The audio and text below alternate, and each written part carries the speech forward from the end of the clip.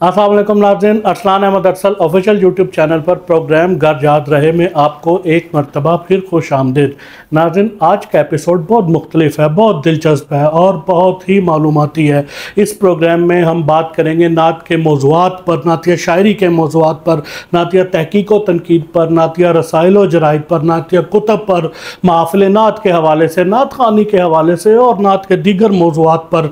और इन तमाम बातों पर गुफ्तगू करने के लिए आज हमने दावत दिया ख़ास तौर पे कराची से जनाब सैयद सबीउद्दीन सबी रहमानी को। और सबी रहमानी साहब का नाम किसी भी तारुफ का मोहताज नहीं है। नात गोई हो, नात खानी हो, नात या तहकीक व तनकीद का काम हो, नात के सैकड़ों कुतब को ये शाया कर चुके हैं, इतना वकी काम है इनका। तो आइए हम सबी रहमानी साहब से गुफ्तगू का आगाज़ करते हैं। और फिर ये कैसे हो सकता है कि सबी रहमानी साहब कराची से तशरीफ़ लाए हों घर याद रहे के लिए ख़ास तौर पर, और हम उनसे नात ना सुने, ये कैसे हो सकता है। तो आइए हम उनसे गुफ्तगू का आगाज़ करते हैं और उनसे कलाम सुनते हैं। अस्सलाम वालेकुम। वालेकुम अस्सलाम वरहमतुल्लाहि वबरकातुहू। आपको घर याद रहे प्रोग्राम में खुश आमदेद। आप कराची से आए, आपने इतना वक्त निकाला और इतनी दूर से आप इस प्रोग्राम के लिए आए, तो मैं आपका ममनून और मशकूर हूँ कि आप तशरीफ़ लाए। तो मुझे आपसे मोहब्बत है, आपकी सलाहियतों से खुश होता हूँ मैं देखकर आपकी चीज़ों को। दूसरा, ये जो प्रोग्राम आपका है घर याद रहे, इसके कई एपिसोड मैंने देखे हैं माशाल्लाह, और मुझे खुशी है कि आपने इसको बहुत ही खूबसूरत अंदाज में वक्त के अहम नात खानों से, नौजवान नात खानों से जिस तरह मुख्तलिफ़ मौज़ूआत पर बात की है, मेरा ख़्याल है अब हमें इस तरह की बात करने की ज़रूरत है अपनी उस जनरेशन से जिस तक हम अपनी बात पहुंचाना चाहते हैं। तो मैं सिर्फ इसी ख्याल से आपकी दावत पर यहाँ आया कि शायद आपके इस प्रोग्राम के वसीले से घर याद रहे कि मैं उन तमाम लोगों से मुखातिब हो सकूं जिनके पास कहने के लिए मुझे कुछ है और जिनकी बातें मैं अक्सर सुनता हूं, जिनके सवालात सुनता हूं। और ज़ाहिर है इस उम्र में हम कुछ बता ही सकते हैं, तो हमारा फ़र्ज़ है कि हम बताएं, सुनाएं, कहें, ताकि कुछ न कुछ लोग हमसे सीखें जैसे हमने अपने बड़ों से सीखा था। आपकी इसी इब्तदाई बात से ही बड़ों से सीखा, आगाज़ आपने 90s में किया। अदब की सिन्फ आपने नात को मुंतखब किया और नात में फिर ऐसे काम को मुंतखब, बल्कि आप उसके शुरू करने वालों में हुए कि उसको तहकीक और तनकीद के ज़रिए आपने अपने काम को और अपने फ़न को, अपनी सलाहियत को उस दौर के बड़े बड़े लोगों के दरमियान आपने अपने आप को एक पहले ज़ाहिर हुए और फिर आपने तस्लीम भी अपने सामने, मैंने देखा है कि उन लोगों ने आपके काम को तस्लीम किया। ये कैसे आपके जहन में तजर्बा करने का ख्याल आया? पहली बात तो ये अरसलान कि मेरी शख्सियत के दो हवाले हैं नात में। मैं अर्ली 80s में ही नात खानी की तरफ आ गया था और अल्लाह ने मुझे किसी हद तक नुमाया भी कर दिया था, और मेरे नुमाया होने में मेरे बुज़ुर्गों की शफ़क़त शामिल थी, मेरा अपना कोई कमाल नहीं था।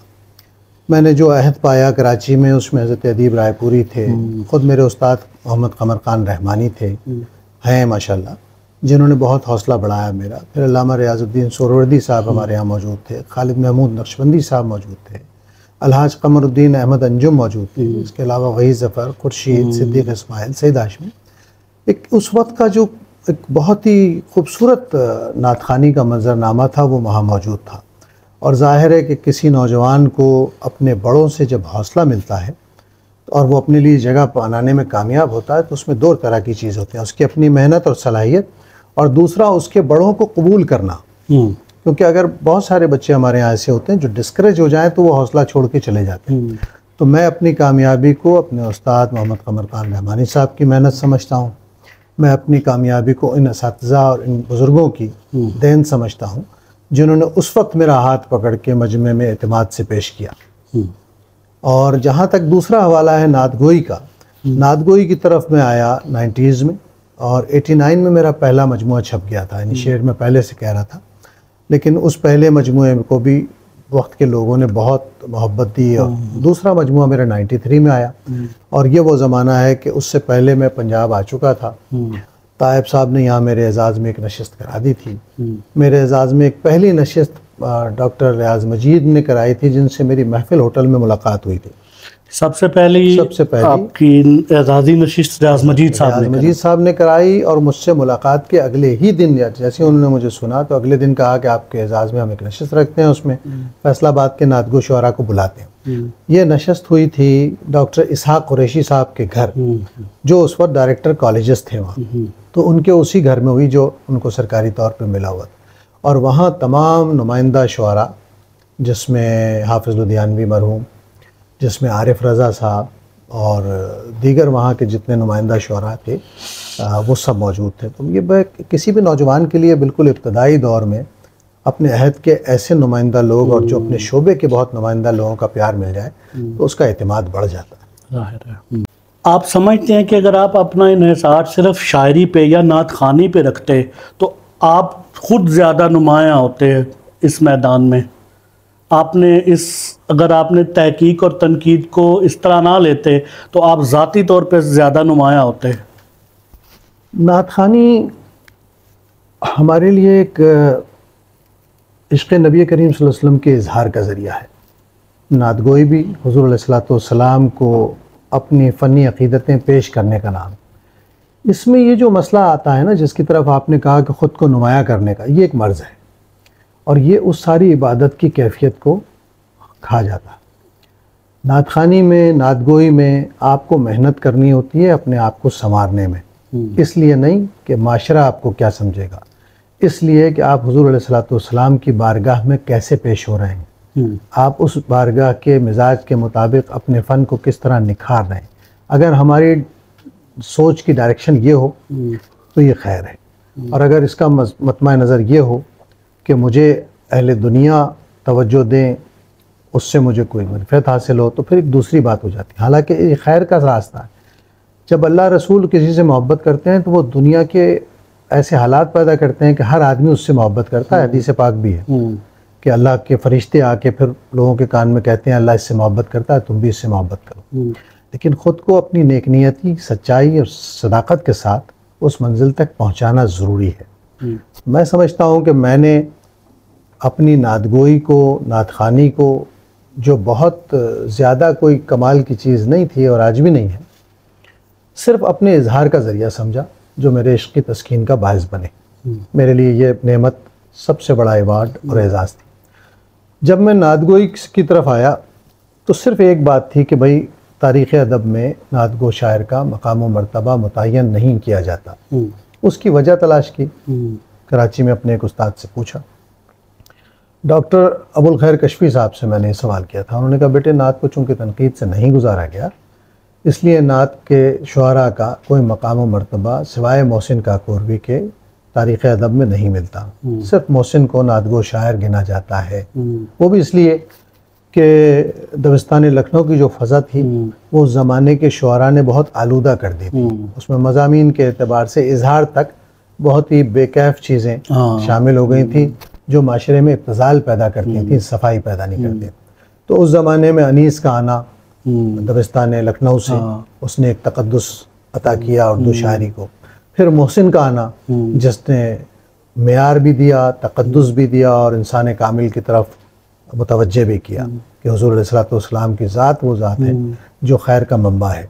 उस खैर के मंबे तक पहुँचने के लिए उनकी मदोसना इस ज़ाविये से की जाए, और वो फ़नी बुनियाद पर भी बहुत मजबूत थे। तो इस तरह मुझे एहसास हुआ कि हमारे अहद में नात पर तनकीद नहीं है और मुझे इस सिलसिले को शुरू करना चाहिए। हालांकि ना मेरा उस वक्त कोई अदबी मकाम मर्तबा था आज की तरह, ना मैं आज कोई नाक़िद हूँ, ना कोई मौक़िफ़ हूँ। जज्बे में कुछ काम किए, अल्लाह रब्बुल इज़्ज़त ने कबूल किया और उसमें बरकत डाल दी। नात रंग बहुत फैला, दुनिया के मुख्तलिफ़ बर-ए-आज़मों में गया। नात रंग के 31 शुमारे छपे जो रिसर्च जर्नल के तौर पे जाने जाते हैं। मेरे लिए यही काफ़ी। जामियात में आपने बड़ा फोकस रखा शुरू से कि वहाँ पे जो तलबा और तालिबात हैं उनको नात पर तहकीक और तनकीद का काम करवाया जाए, और आप उसमें समरदार हुए। ये ख्याल कैसे आया? देखिए, कोई भी जब आप कोई टारगेट बनाते हैं ज़िंदगी का या अपने काम का, तो आपको ये तय करना पड़ता है कि मैं किन लोगों के लिए काम कर रहा हूँ। हर पैगाम किसी सुनने वाले के लिए, किसी देखने वाले के लिए मुरतब करते हैं ना। तो मेरा मसला ये था कि जब तक हम निसाब में या निसाबी सरगर्मियों में शामिल नहीं होते नात को लेकर, तो नात हमारी नई नस्ल तक नहीं पहुंचेगी। नात के नगमे आवाम में सुनाए जाते रहे, सुनाए जाते थे, एक मखसूस तबका उससे प्यार करता है, करता था, करता रहेगा। लेकिन लिटरेचर में, अदब में कैसे शामिल हो सकती है नात, और कैसे नात की तफहीम तक पहुंच सकते हैं, रसूलुल्लाह की मोहब्बत की मार्फत कैसे पहुंचाई जा सकती है, ये मेरे पेश नज़र था। और ये यूनिवर्सिटियों और कॉलेजों के ज़रिए ही मुमकिन था, जहाँ नए अज़हान आते हैं, वो बिल्कुल फ़्रेश होते हैं। उस वक्त उनके तालीमी निसाब में कोई चीज़ आप शामिल कर दें, उसका एक अक्स, उसकी एक झलक उनके जहनों में हमेशा रहती। मेरी कामयाबी ये थी कि मैंने उधर ही फोकस किया। मैंने कभी अपनी किताबें जनरल लोगों में नहीं भेजी, ना बेची, ना कभी कहा किसी से इस तरफ देखो। मैंने यूनिवर्सिटी के असातिज़ा को, कॉलेजों के असातिज़ा को और कॉलेजों के बच्चों को जो रिसर्च कर रहे थे, फिर यूनिवर्सिटियों को मौज़ूआत भेजे, ताकि हमारे यहाँ बहुत सैल पसंद है असातिज़ा, वो मौजू भी मुतय्यन नहीं कर पा रहे आजकल, और मौजू देते भी हैं तो किसी न किसी की शख्सियत पर दे देते हैं, मौजू पे नहीं होता। वो कोई मौजू पर काम कराना एक मेहनत का तकाजा करता है। और आप बुनियादी तौर पर ये जो सनदी मकाले लिखवाए जाते हैं, वो तरबियत होती है कि आपको कैसे रिसर्च करनी है। किसी भी रिसर्चर का काम उसके बाद शुरू होता है जब वो पीएचडी करता है। तो हमें जब भी किसी पीएचडी को देखना हो तो हम देखें कि उसने अपने उस मेथड को समझने के बाद क्या दिया अपने शोबे को, या अदब को क्या दिया।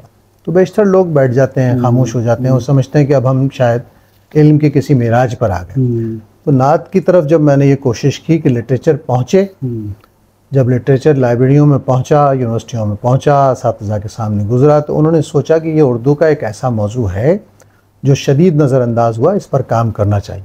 अल्हम्दुलिल्लाह उस पर काम शुरू हुआ। आपने जब शुरू किया, जैसे भी आपने इब्तदा में ही बताया कि रियाज मजीद साहब ने आपके साथ एक नशिस्त रखी, कलमी ताउन आपको सबसे ज़्यादा किसका रहा, जिसने आपको कभी इनकार ना किया?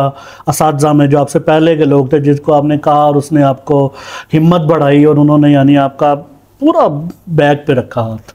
मुझे किसी आदमी ने भी ताउन से ऐसा नहीं है कि मना किया हो कभी। नहीं, बहुत ज़्यादा यानी किसी ने रखा। देखिए, मेरे सबसे बड़े सरपरस्त तो कराची में डॉक्टर अबुल खैर कशफी थे। फिर मेरे साथ डॉक्टर अजीज़ एहसन खड़े हो गए थे, जो मेरे मुआविन भी थे, मददगार भी थे, और मेरे लिए लिखा भी बहुत उन्होंने। उसके बाद हफीज़ ताइब साहब ने हमेशा मुझे इनकरेज किया। आफ्ताब नकवी साहब मरहूम ने मुझे हमेशा इनकरेज किया। अभी नातरंग का पहला शुमारा आया था, तनकीद पर बड़े मबाहिस हुए, इस्लामी नुक्ता नज़र से भी बात हुई, लेकिन उसके बाद कोई आदमी ऐसा नहीं था जिसने मुझे कभी मना किया हो। लेकिन ये कि अपनी अपनी सहूलत से, आसानी से, ज़िंदगी में सबकी अपनी तरजीहात होती हैं। यानी अगर आप मेरे साथ देखेंगे तो आपको पूरी उर्दू नात का हर बड़ा आदमी और अदब का हर बड़ा आदमी नातरंग में शामिल मिलेगा। ये नात वाले लोग तो मेरे साथ थे ही, जो नातगो थे, नात खां थे, या नात पर तनकीद करने वाले थे, तहकीक करने वाले, ये तो सब शामिल होना ही था इनको कारवां। लेकिन लिटरेचर के लोगों को लाने के लिए एक ऐसी फ़ज़ा बनानी पड़ती है जहाँ वो अपने आप को अजनबी महसूस ना करे। अहमद नदीम काज़मी साहब, और इन सब से मुझे ताइब साहब ने मिलाया, अहमद नदीम काज़मी से, मुनव्वर मिर्ज़ा से, अदीब जो थे अपने मिर्ज़ा अदीब साहब से, और बेशुमार लोगों से। यानी ताइब साहब ने यहाँ पहली नशिस्त रखी जो सईद बदर साहब जिसमें मुझसे मिले थे, अपने भाई के घर, मजीद मिनाज साहब के घर। तो ये वो बुज़ुर्ग थे जिन्होंने ये शायद महसूस कर लिया था कि कुछ लड़का ज़्यादा चुलबुला है, तो इसे कोई रास्ता देना चाहिए। तो अल्हम्दुलिल्लाह उन बुज़ुर्गों ने भरपूर ताउन किया और वो मेरे बहुत काम आया। ताइब साहब की बात करते हैं स्पेसिफिक, जो इज़्ज़त और वक़ार नात के शोबे में और वैसे भी हर हवाले से उनको मैंने मिलते देखा है, ऐसी इज़्ज़त और ऐसा मकाम किसी को नहीं मिला। उनसे उन लोगों ने भी मोहब्बत की जिन्होंने उनको देखा है, और हर तबके के लोग ने और हर उम्र के, हर सतह के आदमी ने, और जिन्होंने आज उन्हें नहीं भी देखा वो भी उनसे वैसी मोहब्बत करते हैं। बिल्कुल सही। इसकी क्या वजह, आपकी समझ में क्या वजह आती है? बुनियादी वजह यह है कि ताइब साहब खुद लोगों से मोहब्बत करते थे और लोगों का एहतराम करते थे। उन्होंने छोटों का भी एहतराम किया, बड़ों का भी एहतराम किया। यानी हम एहतराम को अपना हक समझते हैं उमूमी तौर पर। ताइब साहब के यहाँ यह मसला नहीं था, वो सब के लिए खैर की तस्वीर थे। जिस ज़माने में मुझे कोई नहीं जानता था और मैं लाहौर आता था उनसे कहने, तो उस ज़माने में उन्होंने कहा कि भाई ये मेरा नुमाइंदा कराची है, इतनी मोहब्बत। फिर वो दाता दरबार के सामने एक होटल था जिसमें वो 2 बेड का कोई कमरा ले लेते थे, और मुझसे कहते थे यार मैं कहाँ बार बार घर जाऊँगा, यहाँ पड़ा रहूँगा। मतलब एक ऐसे आदमी से जिसका कोई शेरी कदकाठ नहीं है, जिसका कोई नाम नहीं है, लेकिन वो नात से मोहब्बत करने वाला है, अगर वो आ गया तो ताइब साहब उसे भी वक्त दे रहे हैं। मुझे अच्छी तरह याद है कि जब कासमी साहब के पास उन्होंने कहा कि चले मैं आपको मिलवाता हूँ, तो मैंने कहा मैं मिल के क्या करूँगा। उन्होंने कहा मिल लो, अच्छा होता है, मुझे क्या करना। लेकिन उन्होंने कहा नहीं मिल लो, ये लोग वक्त पर काम आते हैं, और वो बात मुझे याद थी। उसके बाद उन्होंने इन सारे बड़े लोगों से मुझे मिलवाया, जिसमें बहुत सारे लोग हैं। तफसीली सूफी अफजल फ़कीर साहब से आपकी सूफी अफजल फ़कीर साहब से मेरी मुलाकात नहीं हो सकी, जिसका मुझे मलाल है। लेकिन जो लोग उस वक्त तक ज़िंदा थे पाकिस्तान के मंजरनामे पर, हर बड़ा नातगो ऐसा था जिससे मैं मिल चुका था, जिस तक मेरा कलाम पहुँच चुका था, और उसकी मोहब्बतें सबकी मेरे साथ शामिल हाल थी। लेकिन उसमें बुनियादी किरदार ख़ास तौर पर पंजाब में मुझे मुतारिफ़ कराने का, मेरे काम को हौसला देने का, और फिर आवाम में बहुत सारे लोग उठ खड़े हुए, जैसे मकतबा नबविया के पीरज़ादा इकबाल अहमद फ़ारूकी साहब थे, जिन्होंने मेरे रिसाले को देखा और फिर रिसाले की 20-25 कापियाँ मुझसे मंगवा के वो हिंदुस्तान भेजते थे, क्योंकि उनका इल्मी हल्का था एक। और लोग तो इस तरह लोग आते जाते हैं जब आप खैर का कोई काम करते हैं। तो ताइब साहब की बुनियाद में जो उनकी सरिश्त में जो खैर की रोशनी थी ना, वो उनके लिए, ताइब साहब अगर नादगो शायर ना भी होते और माशरे में इसी तरह खैर की रोशनी रहते तो लोग मोहब्बत करते हैं उनसे। लेकिन ये एक प्लस पॉइंट था उनका कि हुजूर, उन्होंने एक मिसाल पेश की कि हुजूर अलैहिस्सलाम के ज़िक्र से जुड़ जाने वालों को किस मियार पर पहुंचना है ज़िंदगी में, इखलाक के, किरदार के, नशस्त व बर्खास्त के, आदत व अतवार के। यानी मैंने नहीं देखा कि उनकी ज़बान से किसी को तकलीफ़ पहुंची हो। हाँ, अपने सामने उन्हें लोगों को तकलीफ पहुंचाते देखा, और ख़ुद नादगो शुआरा को तकलीफ पहुंचाते, फ़ायदा हासिल करके अपना। और तो इस तरह के बहुत सारे मसाइल। ये वजह है कि ताइब साहब का हर छोटा बड़ा इज़्ज़त करता था उनकी ज़िंदगी में, और आज भी उनके लिए कलमा खैर कहता है, और यही किसी की कामयाबी की सबसे रोशन दलील है। अभी भाई, ये प्रोग्राम घर याद रहे है, इसमें हम नात के हवाले से तो बात कर रहे हैं, लेकिन थोड़ा हम ऐसी बातें भी करेंगे जो ज़रा थोड़ी दिलचस्पी का बायस बने, क्योंकि ये YouTube का दौर है, नई नस्ल है, नए लोग भी देखने वाले हैं, तो थोड़ा सा उनके लिए भी हम बात करेंगे ना। आपकी शादी पसंद की हुई है? जी बिल्कुल पसंद की हुई है। आपने अपनी पसंद की शादी करवाई? जी हाँ, शादी पसंद ही की करनी चाहिए। अच्छा, ये इसका थोड़ा पस मंज़र बताएं। इस्लाम आपको इजाज़त देता है कि आप अपने लिए देख कर मुंतखब करें, जिसके साथ आपका दिल मिलता हो, जिसको आप पसंद करते हो। इसलिए कि इस्लाम चाहता है कि निकाह के बंधन में बंधने वाले फ़रीक़ैन एक दूसरे से कुछ मोहब्बत रखते हों, कुछ उन्स रखते हों। ज़ाहिर है कि अगर देख चुके हैं एक दूसरे को और अपने लिए मुंतखब कर चुके हैं, तो यही शरीयत का तकाज़ा है। वो चाहते हैं लोग निकाह के बाद खुश रहे। आपके लिए माहौल साजगार हो गया था? अल्हम्दुलिल्लाह, साजगार ना भी हो तो करना पड़ता है। ज़ाहिर है कि हमारा माशरा इस तरह का है कि जब कोई लड़का कहे, अब तो खैर बहुत हालात बदल गए, लेकिन हम जिस ज़माने में 89 में मेरी शादी हुई थी, तो उमूमन माँ बाप ये सोचते हैं कि बच्चे अभी छोटे हैं, इनके फ़ैसले दुरुस्त नहीं होते, तो हमें करना चाहिए। उनकी अपनी ज़िम्मेदारी है बहैसियत वालिदैन। लेकिन बच्चे ज़ाहिर है कि हर जनरेशन से आगे जा रहे होते हैं, उनकी सोच समझ फ़िक्र में फ़र्क आ रहा होता है। तो बुज़ुर्गों की बात और मशवरा और उनको राज़ी करना बहुत अहमियत रखता है। मैंने भी राज़ी किया अपने वालिदैन को, और अल्हम्दुलिल्लाह अपनी पसंद की शादी की। आपकी ज़िंदगी में अब तक की सबसे बड़ी खुशी क्या है? मेरी ज़िंदगी में सबसे बड़ी खुशी नात का अदबी फ़रोग़ है। मैं अगर अपने सारे जुनून देख लूँ, सारी मोहब्बतें देख लूँ, ज़िंदगी की सारी आरज़ुओं को देख लूँ, तो कोई ऐसी नहीं है जो तशना रही हो। मेरे रब ने इस काम के सदक़े और तोफ़ैल मुझे हर नेमत, हर आसूदगी, हर सुकून से नवाजा। माँ बाप अता फ़रमाए देर तक।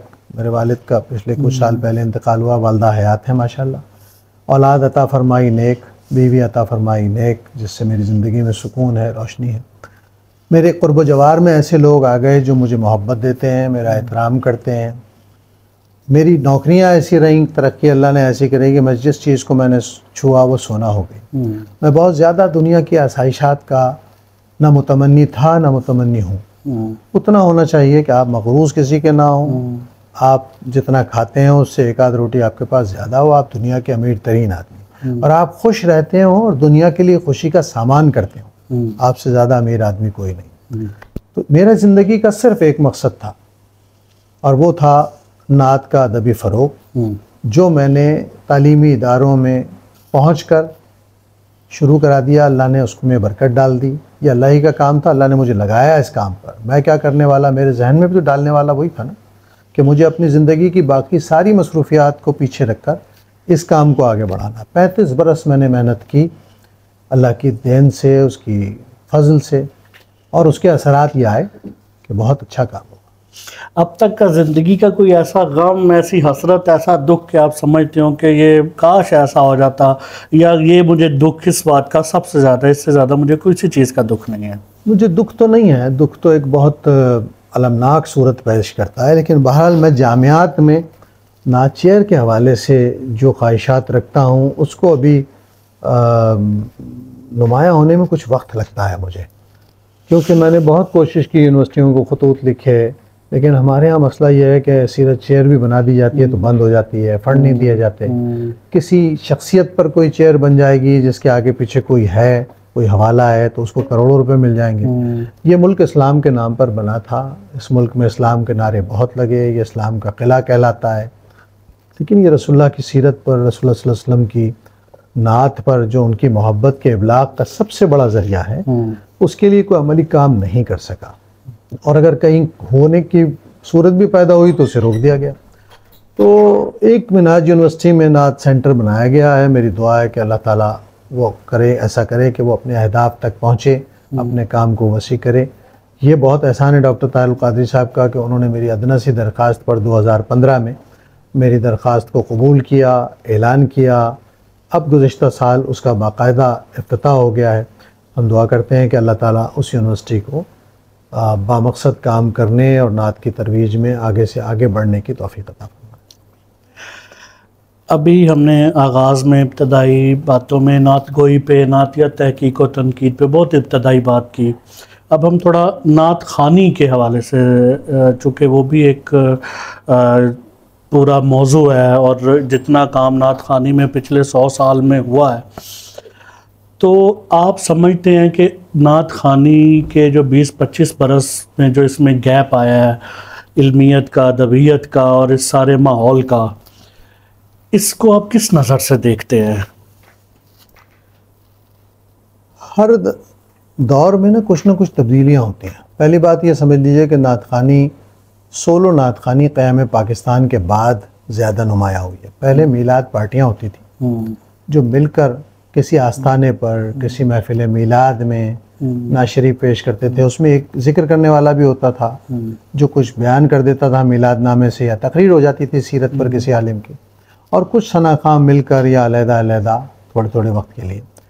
जो लोग उस वक्त अलहदा पढ़ते थे, अलग तशक्कुस के साथ नात पढ़ते थे, वो शुआरा थे, जैसे बेहज़ाद लखनवी थे, आज़म चिश्ती थे, इकबाल अज़ीम साहब थे, और बहुत सारे लोग हमारे उस ज़माने के, इकबाल अज़ीम तो बाद के, तो शुआरा पढ़ते थे। लेकिन नात खानी ने क़याम पाकिस्तान के बाद यूँ समझ लीजिए कि आज़म चिश्ती अलैहि रहमा, उनके बाद फिर हमारे ये सारे बुज़ुर्ग, नज़ीर निज़ामी साहब, ज़हूरी साहब, मंजूरुल कौनैन शाह साहब, अदीब रायपुरी, कमर अंजुम, खालिद महमूद, रियाजुद्दीन सोहरावर्दी साहब, ये सब शायर भी थे और नात ख़ां भी थे।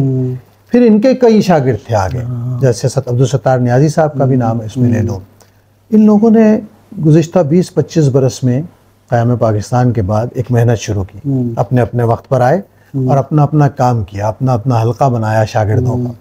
उन शागिर्दों के हल्के ने उनके अंदाज को, जो मुअद्दब भी था, मुहज़्ज़ब भी था और शाइस्ता भी था, उसको लेकर वो आगे चले।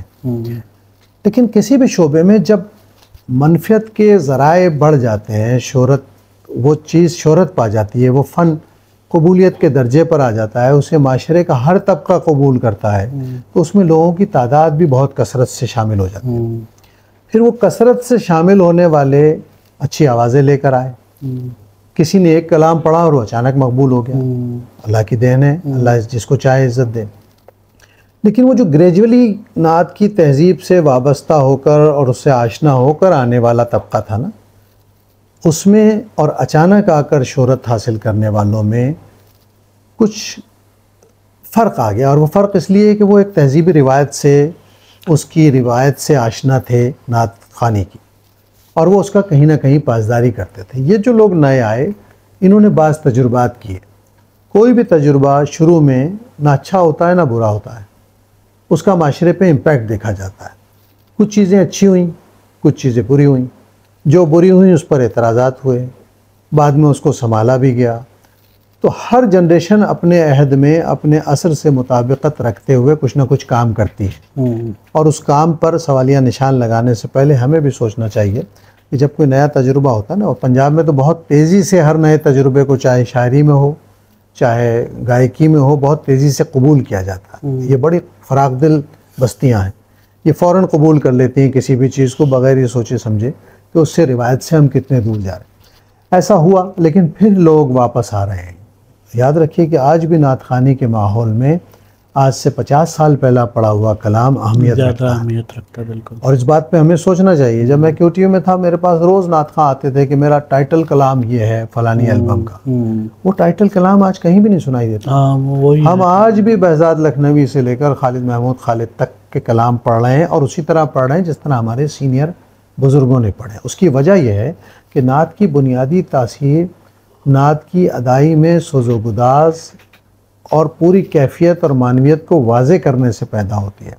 अगर आप उसे कहीं से भी कोई शौक़ टच देंगे, पढ़त में, अंदाज में, बॉडी लैंग्वेज में, तो फिर वो कुछ ऐसा हो जाएगा कि वो दिल पर असर नहीं करेगा। वो कोई एक्टिविटी तो हो जाएगी, और यहाँ लोग अक्सर एक्टिविटी देखने आते हैं, परफॉर्मिंग आर्ट देखने आते हैं क्या हो रहा है, क्योंकि बुनियादी तौर पर हमारा मिजाज पूरे माशरे का, चाहे मजहबी इज्तिमात में हो, चाहे सियासी जलसों में हो, चाहे रोड पर कोई भी हादसा हो जाए, हम बुनियादी तौर पर तमाशबीन की सतह पर आ गए। हमें हर जगह एंटरटेनमेंट चाहिए, कोई हैरत चाहिए, कोई चौंका देने वाली हरकत चाहिए।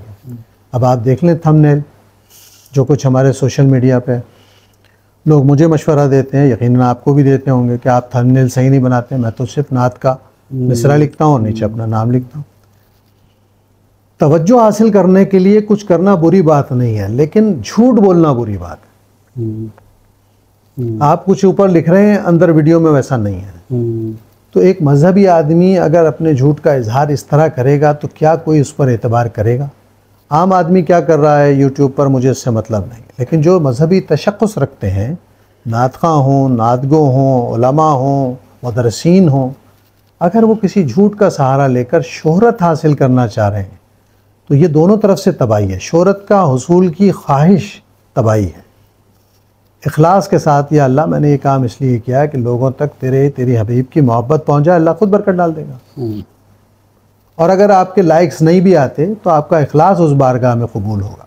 असल चीज़ तो इखलास है, उस बारगाह में सिर्फ इखलास और सिद्क़ कबूल है। अगर यहाँ ये लाइक ले भी लिए आपने और चंद पैसे आपको मिल भी गए आपकी नीयत के मुताबिक, तो आपको वो आसूदगी नहीं मिलेगी जो दीन का काम करने के बाद मिलती है, जो तमानियत मिलती है। हम चलते फिरते तैयार रहते हैं मौत के लिए कि अल्लाह मैं जिस हाल में हूँ राज़ी हूँ तुझसे, तू जब चाहे मुझे बुला ले। ये इत्मीनान क़ल्ब ज़रूरी है किसी मोमिन के लिए। ये कि ये रह गया, वो रह गया, कितनी सी दुनिया और उसमें क्या रह गया कि हिसाब में पड़ गए तो फिर कभी खुश नहीं हो सकेंगे आप। क्या कर सके इस पर तवज्जो रखिए, क्या कर सकते हैं इस पर तवज्जो रखिए। रसूलुल्लाह सल्लल्लाहु अलैहि वसल्लम की उम्मत सिर्फ नगमा सुनने के लिए पैदा नहीं हुई कि हम उसे नाते ही सुनाएं। नात ये भी है कि किसी गरीब आदमी की मदद कर दें। अल्लाह ने आपको दिया है तो उसकी खैर के कामों में भी साथ नहीं, ये भी नात है ना। रसूलुल्लाह की उम्मत रो रही है, भूख से परेशान है, आप सिर्फ अपने बारे में सोच रहे हैं, तो इस बात का भी जवाब देना पड़ेगा। तो बहुत सारी तब्दीलियाँ अच्छी बुरी हैं, लेकिन जो लोग दर्द दिल रखते हैं, जो लोग इस बात का एहसास रखते हैं कि अल्लाह ने हमें माइक पर बिठाया है तो हमारी जिम्मेदारी क्या है। भाई शाह साहब भी अपने दौर में तजुर्बे कर सकते थे, मंजूरुल कौनैन शाह साहब, क्यों उन्होंने अपनी पढ़त के मेयार पर कंप्रोमाइज़ नहीं किया? हालांकि इस तरह उनका हल्का महदूद था। देखिए आम आदमी गायकी को नहीं समझता। शाह साहब की पढ़त एक मेयार ज़रूर है, लेकिन आवाम की सतह तक उसका इब्लाग वैसा नहीं था जैसा होना चाहिए। लेकिन शाह साहब ने तो कभी ये नहीं सोचा। मुझे लोग कहते हैं कि यार तुम बहुत अलग तरह की नात ख़ानी है, तुम्हारा मतलब काम की नहीं है। ठीक, मैं कहता हूँ भैया मेरे काम की है, क्योंकि मुझे उस बारगाह में पेश होना है। हुसूले माश को नहीं बनाया ना आपने। नहीं, हुसूले माश तो एक दूसरा मसला है। नात ख़ानी में शाइस्तगी का इजहार अगर मफकूद हो जाए, ख़त्म हो जाए, नात ख़ानी से बाहर निकल जाए और आपकी हरकत और सकनात चौंका देने वाली हों, आप मिसरे ऐसे तलाश करें जो रसूलुल्लाह की शान के मुताबिक ना हो लेकिन नारे बने हुए हों। आप लोगों को अगर नारे सुनाने के लिए आए हैं और उस नारे से आपका अमल मुताबिकत नहीं रखता, तो आपको खुद सोचना चाहिए कि आप क्या कर रहे हैं। अभी पिछले कुछ अरसे में महफिल नात में ख़ास तौर पे ये सूरत देखने में आई है, हम सोशल मीडिया पे देखते हैं और वैसे भी कि नात खान लड़ रहे हैं ना आपस में स्टेज के ऊपर। नात खान नकीब महफिल से लड़ रहा है, नकीब महफिल की आलिम दीन से लड़ाई हो रही है। वो कह रहा है तुम अली अली नहीं करते, तुम मौला ही नहीं हो। मैं बहुत सीधे लफ्ज़ों में बात कर रहा हूँ, उसमें नहीं कर रहा लपेट के कि तुम राफ़ज़ी हो, तुम शिया हो, तुम सुन्नी हो, तुम वाबी हो। ये लड़ाई जगह जगह पे महफिल। तो जो देखने वाले हैं, जो मोतरज़ीन हैं, वो तो हर वक्त इस निशाने में रहे ज़िंदगी भर के हमें कोई बात मिले और हम पकड़ें। जब ऐसी चीज़ें देखने में आ रही हैं तो फिर इंजीनियर मिर्ज़ा जैसे लोग बात करते हैं आके कि ये देखो क्या हो रहा है, उस पर अलग एतराज़ होता है कि वो बोलता है। हमें हमारे स्टेज पे जब ऐसा कुछ होगा तो ऐसे लोग तो एतराज़ करेंगे। नात खानी डोमिनेट नहीं कर रही इस वक्त महफिल नात में, मनाक़िब और ये चीज़ें बहुत ज़्यादा डोमिनेट कर रही हैं। आप क्या कहते हैं? अब इसमें कई सवाल हो गए हैं। पहली बात तो मैं आखिरी बात का जवाब देता हूँ आपको। हर ज़माने में किसी चीज़ की ज़रूरत महसूस की जाती है तो वो नुमायाँ होना शुरू हो जाती है। अगर महफिल नात में मनाक़िब पढ़ी जा रही हैं तो इसकी भी कुछ वजूहात हैं, सोचनी पड़ेंगी हमें कि क्यों पढ़ी जा रही हैं। मैं ख़ुद कभी मनक़बत नहीं पढ़ता था हमदो नात के अलावा। फिर एक ऐसा हादसा हुआ मुल्क में, एक ऐसा बयान आया जिसने बहुत ही बेहूदगी के साथ कुछ लोगों के पूरी उम्मत के दिलों को अफसरदा कर दिया। जब आप तकाबुल पर आ जाते हैं चीज़ों के, जिसको हमें हमेशा मना किया गया है, कफ़े लिसान था हमारे यहाँ, हमको सब पता है किसने क्या किया, तारीख़ इस्लाम सब पढ़ते हैं, लेकिन क्या हम उन लोगों से हिसाब लेने या पूछने के अहल हैं? क्या हम मशाजरात सहाबा में किसी के तरफ जाकर उससे सवाल जवाब करने के अहल हैं? क्या हमारे अमाल ऐसे हैं कि हम किसी सहाबी से सवाल करें? तो बेहतर ये था, उलमा ने जो तरीक़ा बताया था कि अपनी ज़बानों को खामोश रखें। हर बात हक़ भी वाज़े है और ना हक़ भी वाज़े है, लेकिन उस चीज़ को इशू बनाकर आपने इस्लाम को पहले जितना नुकसान पहुँचाया, हमारे मजहबी तबके ने मज़ीद नुकसान पहुँचाया है। मज़ीद ग्रो दर ग्रो है। ये तो इस मसले का मैंने पस मंज़र बता दिया कि आज ख़ुद फिर लोग रद्द अमल में उस काम पर आमादा हो जाते हैं जो काम वो पहले नहीं कर रहे थे, क्योंकि वो जब देखते हैं कि कहीं ज़्यादती हो रही है तो फिर वो इंसान की फितरत है कि वो खैर के साथ खड़ा होना चाहता है। जहाँ तक दूसरे मसाइल नात खानी में, तो याद रखिए कि अदम बर्दाश्त है पूरे माशरे में। हर आदमी ये समझ रहा है कि दूसरा उससे उसके मुंह की रोटी छीन रहा है। ये मजहबी तबका अगर कर रहा हो तो कितना बड़ा सवाल है कि अल्लाह की तक़सीम पर, अल्लाह के निज़ाम पर शक का सबसे बड़ा इजहार तो हम कर रहे हैं।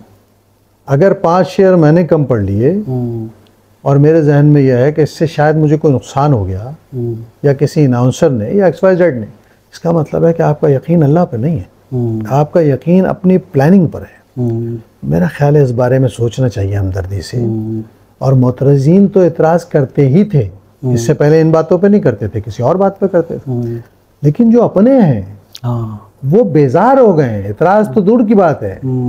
याद रखिए कि बहुत बड़ा नुकसान है। हम दावत का काम कर रहे हैं और लोग अगर दावत दीन देने वालों से बेजार हो जाएं तो दावत कहाँ खड़ी हो जाएगी। तो हम में से उलमा को ख़ास तौर पे अपने लबो लहजे को शाइस्ता रखना चाहिए। इल्मी इख्तिलाफ बहुत आसानी से और सहूलत से किया जा सकता है। उलमा को ये सोचना चाहिए कि वो तरबियत कर रहे हैं, उनका एक एक लफ्ज़ उनके पीछे आने वाले उलमा, उनके फॉलोअर्स, उनके लिए सिंबल बन जाता है। वो जवाज़ बना लेते हैं इस बात को, फला भी तो ऐसे ही करता था, और फिर उसकी मिसालें और ऊपर से लेके आते हैं, बिल्कुल सहाबा के बार से भी लेके आते हैं। तो क्या बाकी काम भी सहाबा जैसे करते हो? तो अपने अपने रवैयों पर नज़र करनी चाहिए और खौफज़दा रहना चाहिए कि दीन की दावत का काम हमारी जिम्मेदारियों में है। इसको आप ख़राब भी कर रहे हैं, आलूदा भी कर रहे हैं, और जो मुसलमान हैं वो भी बेचारे बेजार हो गए हैं। बाहर से आने वाला तो यहाँ तो नहीं आ रहा कोई। दुनिया में कैसे लोग मुसलमान हो रहे हैं? इखलाक की वजह से, किरदार की वजह से, इल्म की वजह से, रसूलुल्लाह की सही मार्फत पहुँचाने की वजह से। अल्लाह के दीन की सही हिकमत और दावत पहुंचाने की वजह से सीरत हम का क्यों फिराव पैगाम। हैं, हम क्यों नाकाम हैं? हम्म, हम तो अपने लोगों को बदमज़हब और काफिर बना रहे हैं बिल्कुल ऐसा। बगैर कुछ सोचे समझे। हम्म, खुदा के लिए अपने भाइयों के बारे में भी उसी तरह नरमी से सोचो, जैसे तुम्हें जन्नत में जाने का शौक है, अपने भाइयों के लिए भी इसी तरह हमदर्दी से सोचो। उसकी ठोड़ी में हाथ दे के बात समझाओ, अगर कोई जवाब है तुम्हारे पास। अगर तुम्हारी दलील से मुतासिर होगा तो समझ जाएगा, कोई अपनी आकबत नहीं खराब करना चाहता। लेकिन अगर तुम समझाने के बजाय उसे डराने पर लग जाओगे और डरा कर कोशिश करोगे कि हमारी बात मान ली जाए, तो कोई किसी की नहीं मानता, सब अपना कमाते अपना खाते हैं। बहुत एहतियात करने की ज़रूरत है, इस आलूदगी को कम करने की ज़रूरत है। मैं एक बात अक्सर मेरे जहन में रही है, और ये शायद आपसे ज़्यादा मैंने कोई मुनासिब आदमी अभी तक नहीं समझा कि जिससे ये शेयर की जाए। खानकाही निज़ाम जिस तरह हमारा इस वक्त जो खानकाहों में हो रहा है, और जो उस वक्त जो खानकाह पे लोग बराजमान हैं, वो रसा जिनको कहा जाता है, या सज्जादा नशीन जो हैं, वो अगर अपनी ज़िम्मेदारी को समझते और जो उनके बड़ों ने काम किया था उसके बरक्स ना चलते, तो शायद पाकिस्तान की और मुसलमानों की हालत इतनी बुरी ना होती। असल में देखिए, खानका भी माशरे से बाहर तो कोई चीज़ नहीं है ना। इसी माशरे में सब लोग रह रहे हैं और इसी माशरे में जो तब्दीलियाँ हो रही हैं वो सब पर असरअंदाज है। खानका का एक पहलू तो यह है कि उनके खून की हुर्मत, उनकी निस्बत हमारे लिए बायस कदर थी, बायस कदर है, बायस कदर रहेगी। लेकिन अगर कोई ख़ुद अपने खून की हुर्मत, निस्बत का पास नहीं रख रहा, तो याद रखिए कि वो फैज़ से महरूम हो जाता है। अल्लाह और उसके हबीब को किसी की ज़रूरत नहीं है अपने दीन को कायम रखने के लिए, अपने दीन को फैलाने के लिए। ये उसका फ़ज़ल है कि वो हमें मौका इनायत फरमाए कि हम दीन का कोई काम कर सकें, और इसमें ज़्यादा गहराई में जाने की ज़रूरत नहीं है। आप अपने किरदार से मुतासिर करें, और बुनियादी तौर पर जो सबसे बड़ा मर्ज़ हमें लाहक हो गया है कि हम इखलाक से बहुत दूर निकल गए हैं। याद रखिए कि दीन की दावत इखलाक के बग़ैर कभी नहीं फैलाई जा सकती। अगर आप अपना हक़ समझते हैं इज़्ज़त को, तो यह आपकी बहुत बड़ी गलती है। आप खिदमत कीजिए। मैंने बहुत बचपन में किसी बुज़ुर्ग के मलफूज़ात में पढ़ा था, खादिम बनो मखदूम बना दिए जाओगे। और ये कुल्लिया सूफिया क्या हमेशा रहा है, खादिम बनना चाहिए।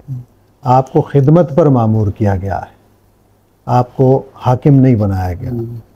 अल्लाह आपकी इज़्ज़त दिलों में डाल देगा तो आप हाकिम हो जाएंगे, लेकिन आपको खादिम बनना पड़ेगा। अपने नामो नसब के चिराग को आपको बुझाना है, दूसरे खुद रोशन करेंगे। सभी भाई, इतनी बातें हैं आपके साथ करने वाली के अब हम करते रहेंगे तो सुबह हो जाएगी और रात हो जाएगी और फिर सुबह हो जाएगी, लेकिन वो नहीं ख़त्म होंगी। आपके कलाम इतने मकबूल हुए हैं, इतने दिलों में घर किए हैं उन्होंने, ख़ास तौर पे जो मुनाजात हैं उनमें, और हमदिया कलाम, नातिया कलाम। खुशा वो दिन हरम पाक की फ़ज़ाओं में था। जी बात। खुशा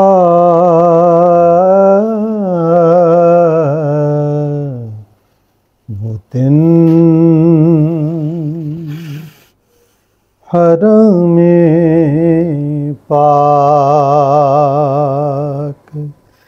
की फ़ज़ाओं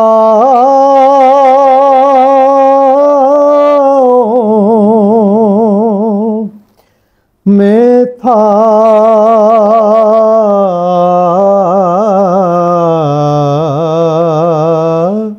खुशा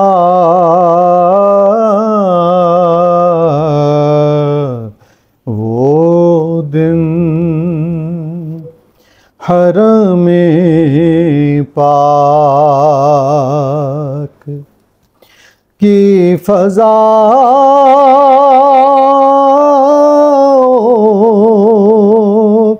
में था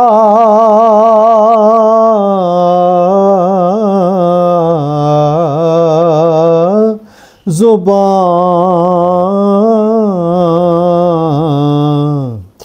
खामोश थे दिल,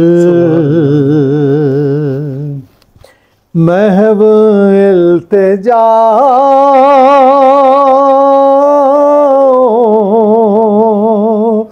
में था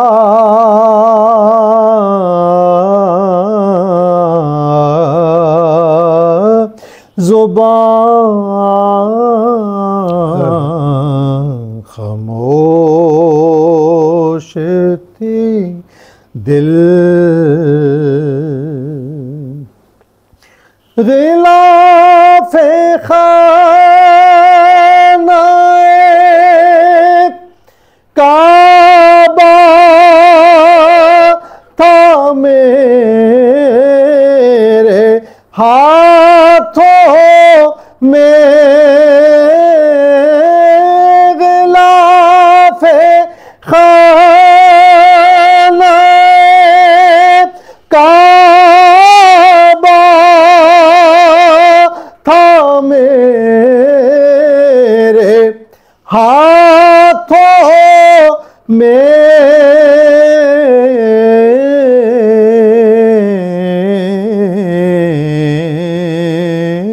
खुदा से अर्ज़ो गुज़ारिश की इंतहा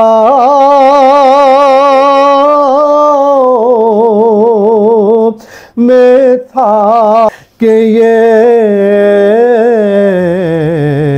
सवाल भी शामिल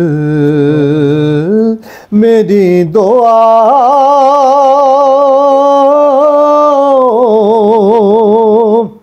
में था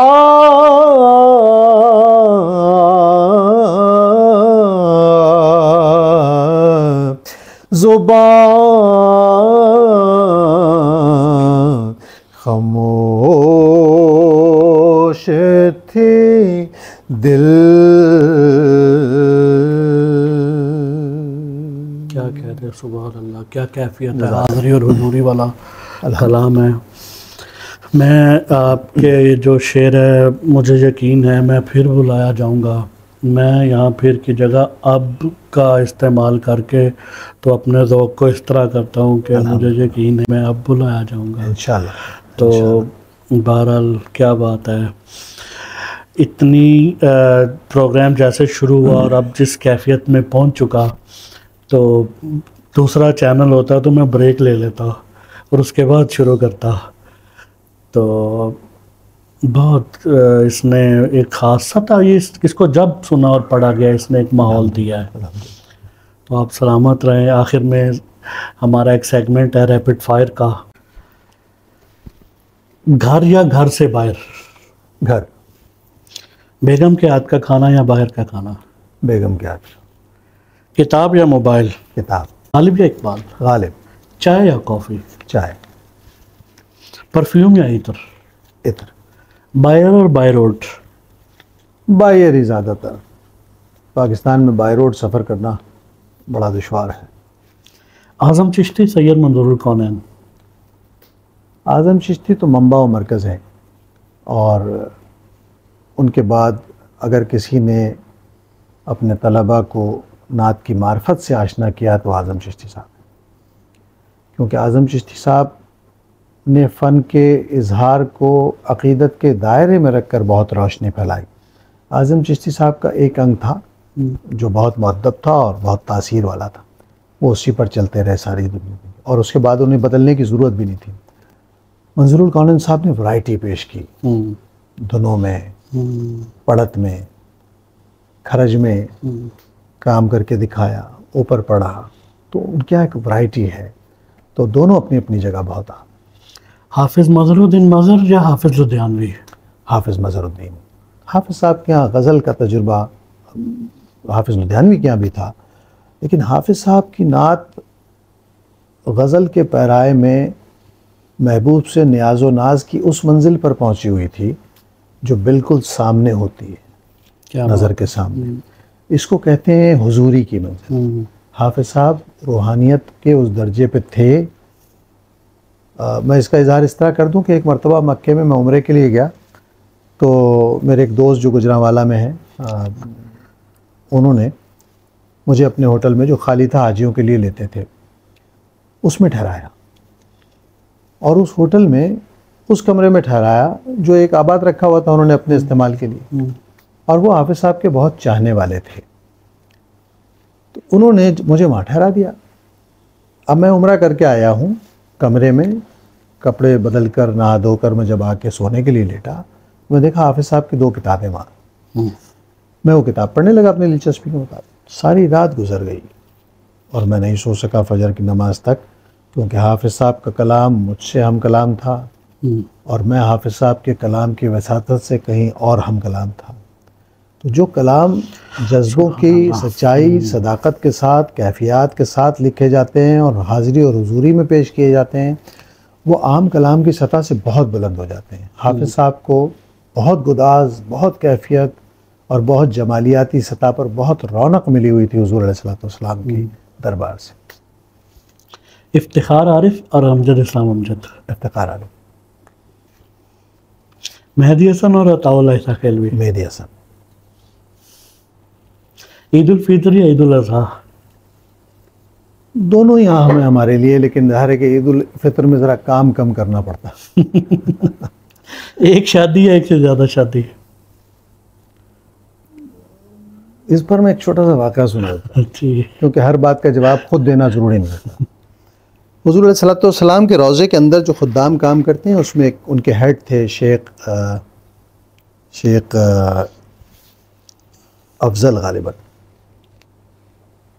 उन्होंने मुझसे कहा कि आप मेरे घर दावत पर आए। तो उन्होंने पूछा कि क्या खाएंगे आप, मैं आपके लिए अलबैक मंगा लूँ, वो हबशा के थे, या आपके लिए कोई ट्रेडिशनल खाना पकाऊँ। तो मैं हमेशा नई जगहों पर जाके नई डिशें खाने की कोशिश करता हूँ ताकि मुझे पता चले क्या खा रहे हैं। मैंने कहा आप हबशा का कुछ बनवाएं। मैं उनके घर चला गया, खाना तैयार हुआ तो वो खुद बहुत भारी बदन के थे तो उठ के जा नहीं सकते थे, तो अंदर से एक करख्त आवाज़ आई। ज़ाहिर है कि आनी भी चाहिए थी, यही हुक्म भी है, खाना तैयार है ले लें। उनके साला जाके खाना ले आया, लेकिन वो जो करख्त आवाज़ आई जिसका बरसगीर के माशरे का आदमी, जिसका जो समझ ले कि उसके लिए बहुत अजनबी है ये बात, तो मेरे चेहरे पे कोई रंग आके गुजर गया होगा। तो वो शेख ने देख लिया और उन्होंने खाने के दौरान मुझसे पूछा कि बरसगीर के लोग दूसरी शादी क्यों नहीं करते। तो मैंने उन्हें कहा कि हमारे यहाँ कल्चरल प्रॉब्लम है, हम ऐसे आदमी को अय्याश तस्वुर करते हैं अपने तौर पे, या उस पर ये इल्ज़ाम लगा देते हैं ताकि वो करे ना ये काम, तो हम नहीं कर पाते उस वजह से। तो उन्होंने थोड़ी देर गर्दन झुका ली और फिर मुझसे खाने पे उठा के गर्दन कहा, वल्लाह रहमानी हुरमा वाहिद अफजल, यानी एक औरत ही अफजल है। और ये ज़ाहिर है कि उन्होंने दूसरी शादी के बाद इस नतीजे पर वो पहुँचे। तो 95 बरस का आदमी अगर उम्र के आखिरी हिस्से में इस नतीजे पर पहुँचा है और हम पहले हिस्से में पहुँच गए, तो बेहतर कौन हुआ।